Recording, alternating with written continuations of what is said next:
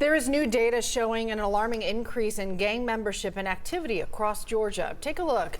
The Georgia Gang Investigators Association says there are nearly 2,000 documented gangs, and the state is now home to more than 127,000 known gang members. That's up 80% since 2018. 11 Alive's Cody Alcorn has more on these eye-opening numbers. The response was not positive. Jose Ramirez, president of the Georgia Gang Investigators Association. I think it's fear.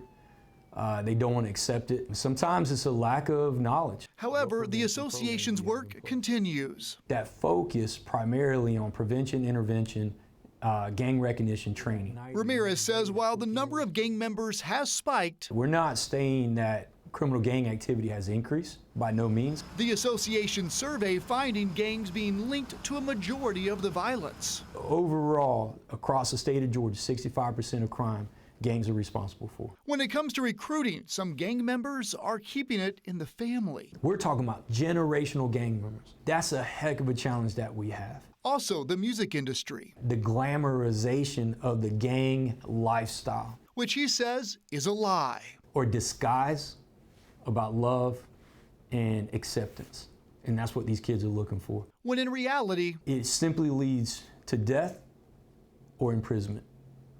And that's not the lifestyle that nobody wants. Ramirez says more work has to be done. We, as a community, have to address this together. He says resources like prevention programs and intervention are important. If we don't gravitate and try to build relationships and recruit these kids to be on our side as productive citizens, these gangs are doing a heck of a job on it. Cody Alcorn, 11 Alive News. Despite gang violence being a major issue in Georgia, we have learned that it is not mandatory in our state for law enforcement to collect data to show a crime was gang related.